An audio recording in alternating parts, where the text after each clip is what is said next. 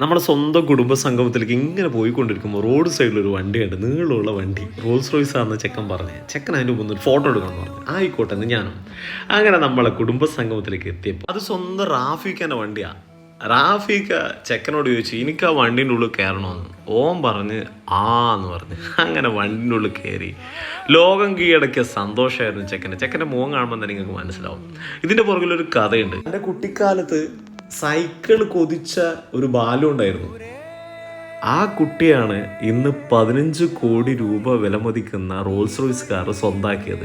നിങ്ങൾ ആലോചിച്ച് നോക്കിയട്ടെ, തോറ്റു വിജയിച്ചവൻ്റെ കഥയാണ്. പുള്ളിക്കാരൻ്റെ ആ ഒരു എളിമയാണ് മൂപ്പൻ്റെ വിജയം.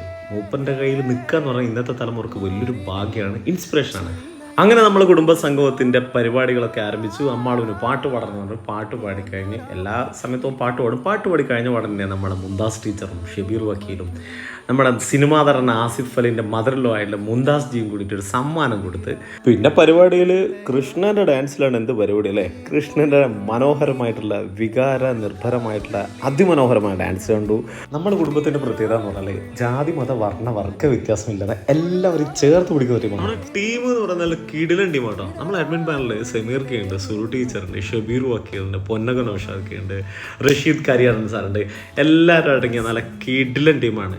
ഇവിടെ എല്ലാവരും ഒരുപോലെ ഒറ്റക്കെട്ടായിട്ട് നിന്നാണ് നമ്മുടെ പരിപാടികൾ സംഘടിപ്പിക്കുന്നത്. എല്ലാവരും ചേർത്ത് പിടിക്കും. നമ്മുടെ സ്വന്തം രംഗീഷ് ചേട്ടൻ്റെ പരം ഒരു സെൽഫി എടുത്ത് നേരെ നമ്മൾ പുറത്തേക്ക് ഇറങ്ങി നോക്കുമ്പോൾ വ്യാപാരി വ്യവസായൻ്റെ ഒരു പാട്ട് മത്സരം. അതാ നമ്മളെ പാട്ട് റെഡിയാണ്. അങ്ങനെ പാട്ട് പാടി കഴിഞ്ഞപ്പോൾ തന്നെ മൂപ്പർക്കൊരു സമ്മാനം കിട്ടി. അവരവളെ എടുത്തു വരുത്തി കിടിലം പാട്ടാന്ന് പറഞ്ഞിട്ട് അങ്ങനെ അവിടെ ഒരു ഗിഫ്റ്റ് വൗച്ചർ കിട്ടിയിട്ടുണ്ടായിരുന്നേ. അപ്പോൾ ആ ഗിഫ്റ്റ് വൗച്ചർ കൊണ്ട് വെല്ലോറ എന്ന് പറഞ്ഞിട്ടുള്ള ഒരു ഫാൻസി ഷോപ്പിൽ പോയി ഗിഫ്റ്റ് വാങ്ങി നേരെ ഐറിഷിൻ്റെ അമ്മാളുടെ കൂട്ടുകാരൻ ഐറിഷിൻ്റെ വീട്ടിൽ കൊണ്ടുപോയി ഐറിഷിന് സമ്മാനം കൊടുത്ത് ബിരിയാണി തിന്ന്. അങ്ങനെ ഇന്ന് ഞാൻ ആ പുസ്തകം വായിച്ച് ജീവിതത്തിൽ വിജയിക്കണമെങ്കിൽ ഇത്തരത്തിലുള്ള പുസ്തകങ്ങളൊന്ന് വായിച്ച് വെക്കുന്ന നല്ലതാട്ടോ. പറ്റുമെങ്കിൽ എല്ലാവരും പുസ്തകം സംഘടിപ്പിച്ച് ഈ പുസ്തകം ഒന്ന് വാങ്ങിക്കണം.